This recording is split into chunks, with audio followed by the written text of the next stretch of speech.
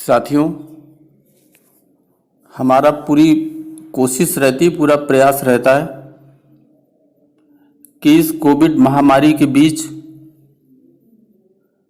जो भी जानकारी प्राप्त हो, हॉस्पिटल से, नर्सिंग होम से, जो इससे प्रभावित रहे हैं उन लोगों से, उनका उपचार कराने में जिनका सहयोग रहा उनसे, और ये जानकारी साझा करके आपको इतनी जानकारी समय समय पर उपलब्ध करा दी जाए कि आपको बहुत सी बातों की जानकारी हो। और अगर आपको इन बहुत सी बातों की जानकारी होगी तो आप इसका लाभ उठाकर कई लोगों की जान बचा सकते हैं। साथियों, आजकल जब वेंटिलेटर नहीं मिला, ऑक्सीजन नहीं मिली, समस्या हुई, तो डॉक्टरों की सलाह पर एक स्थिति है प्रोन पोजीशन। इस प्रोन पोजीशन से सैकड़ों लोगों की जान बचाई जा सकी, क्योंकि जब उनके श्वसन में ऑक्सीजन की मात्रा कम होने लगी तो इस प्रोन पोजीशन से उनको रखा गया और धीरे धीरे उनकी जो सांस की जो ऑक्सीजन जो लेने की जो क्षमता थी वो बढ़कर ठीक हो गई। इससे साथियों सैकड़ों लोगों की जान बची है।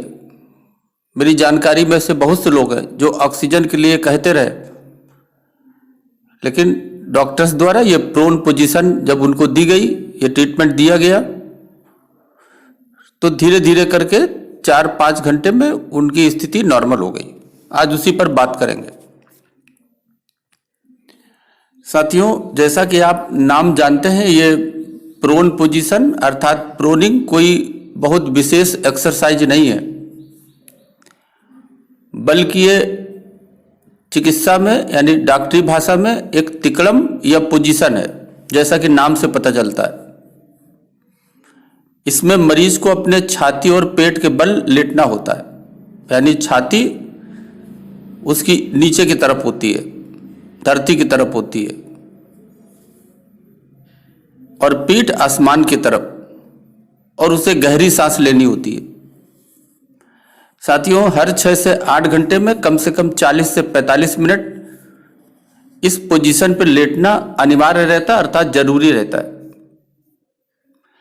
साथियों, 1 मिनट में जो वयस्क जो है वो जो सामान्य सांस लेता है उसकी संख्या 20 मानी गई है, लेकिन अगर ये 30 से अधिक हो तो आप बिना डॉक्टर की सलाह के ये प्रोन पोजीशन का इस्तेमाल ना करें।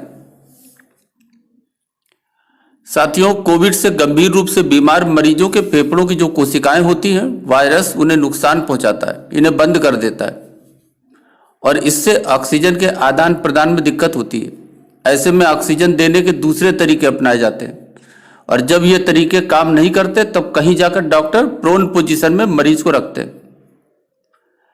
लेकिन इसके साथ ही ऑक्सीजन देने के दूसरे तरीके भी जारी रखते हैं। साथियों, प्रोन पोजीशन से फेफड़ों की कोशिकाओं को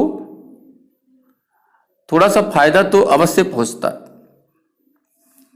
लंग्स के अलग अलग हिस्से होते हैं और हिस्सों में कई कोशिकाएं निष्क्रिय पड़ी रहती हैं। इसे डॉक्टरी भाषा में फिजियोलॉजिकल लंग्स डेड स्पेस कहा जाता है। प्रोन पोजीशन से यह होता है कि ये निष्क्रिय पड़ी कोशिकाएं काम करने लगती हैं। इनका हिस्सा करीब 25% होता है। दूसरा यह कि सांस छोड़ते वक्त फेफड़ों की कोशिकाएं आपस में चिपक जाती हैं। प्रोन पोजीशन इनके चिपकने के टाइम को घटाता है, इससे ये कोशिकाएं बेहतर काम करती हैं। तीसरी बात यह है कि इस पोजीशन से लंग्स की इलास्टिक प्रॉपर्टी बेहतर हो जाती है, इससे कोशिकाएं थोड़ा सा और खुल जाती हैं। अब क्योंकि वायरस ने इन कोशिकाओं को बंद किया होता है तो इनके खुलने से थोड़ा सा फायदा तो होता ही है। साथियों, सांस लेने में दिक्कत है तो 40 मिनट पेट के बल लेट जाएं। यह पोजीशन नेचुरल वेंटिलेटर का काम करती है, और यह देखा गया है कि 80% तक इसके नतीजे असरदार होते हैं। तो साथियों, सांस लेने में तकलीफ होने पर आप 40 मिनट लेटते हैं तो ऑक्सीजन का लेवल सुधरता है। पेट के बल लेटने से वेंटिलेशन परफ्यूजन इंडेक्स में सुधार आता है। डॉक्टरों ने कोविड के मरीजों को सलाह दी कि सांस लेने में दिक्कत होने पर इस तकनीक को आजमा सकते हैं। इस पोजीशन का इस्तेमाल एक्यूट रेस्पिरेटरी डिस्ट्रेस की हालत में किया जाता है ताकि ऑक्सीजन सर्कुलेट की जा सके। ऐसी स्थिति में फेफड़ों के निचले हिस्से में पानी आ जाता है। साथियों, यदि आप प्रोन पोजीशन का इस्तेमाल कर रहे हैं तो ये कैसे करें वो हम आपको बतलाते हैं। आप गर्दन के नीचे एक तकिया रखें और जो आपका जो कमर है और आपकी जो जांघें हैं वहां पर आप 2 तकिया लगाएं और जो आपके पंजे हैं उनके नीचे एक तकिया लगाएं। मतलब एक गर्दन के नीचे जो आपका सीना है वहां से लेके गर्दन तक, आप जो सीना है आपका चेस्ट है उसके नीचे तकिया लगाएं एक, और आपका जो कमर और आपकी जो जांघें हैं वहां लगाएं 2 तकिया, और जो आपके पंजे हैं उसके नीचे लगाएं 1 तकिया। हर 6 से 8 घंटे में 40-45 मिनट ऐसा इस स्थिति में आप लेट सकते हैं और आप लंबी सांसें लेने की कोशिश करें। साथियों, पेट के बल लिटाकर हाथों को कमर के पास पैरेलल भी रख सकते हैं। इस अवस्था में फेफड़ों में खून का संचार अच्छा होने लगता है, फेफड़ों में मौजूद फ्लूइड इधर उधर हो जाता है और यहां तक ऑक्सीजन पहुंचने लगती है। साथियों, ये प्रोनिंग की जरूरत तभी पड़ती है जब मरीज को सांस लेने में तकलीफ हो और SpO2 यानी ऑक्सीजन सैचुरेशन 94 से नीचे चला जाए। SpO2 पर लगातार नजर रखने के साथ ही तापमान, उसका जो रक्तचाप है और ब्लड शुगर की निगरानी भी अलग अलग आपको रखनी होगी। साथियों, ये तकनीक उन लोगों को काफी फायदा पहुंचा सकती है जो इस समय कोरोना से संक्रमित है, उन्हें सांस लेने में दिक्कत हो रही है। साथियों, भारत सरकार की मिनिस्ट्री ऑफ हेल्थ ने भी ये बतलाया है कि जो घर में आइसोलेशन में है ऐसे कोरोना मरीजों के लिए प्रोनिंग पोजीशन बहुत ही फायदेमंद है। साथियों, इसमें ऑक्सीजन का जो लेवल है वो बढ़ने लगता है और अगर आपका ऑक्सीजन लेवल 94 से कम हो रहा है तो आप इस तकनीक से अपने लेवल को बढ़ा सकते हैं। साथियों, इसके साथ साथ आप जब इस प्रोनिंग पोजीशन पे लेटते हैं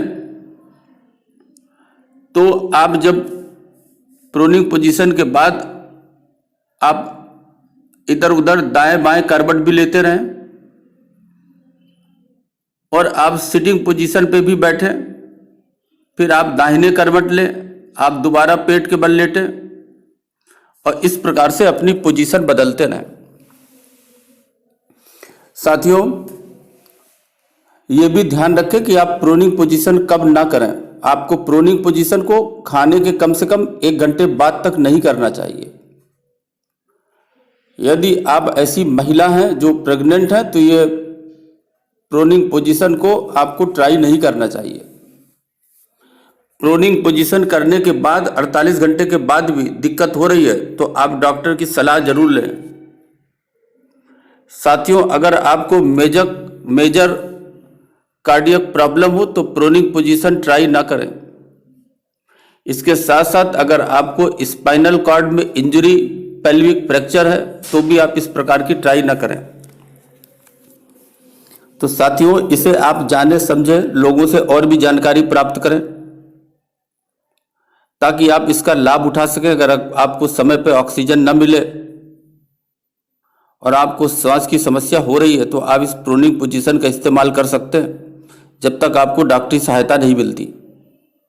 तो साथियों, इसके विषय में इस प्रोनिंग को जरूर जानें, समझें और जिनको इसकी आवश्यकता है उन्हें सलाह दें ताकि कई जानें बचाई जा सके। साथियों, अभी के लिए बस इतना ही। धन्यवाद।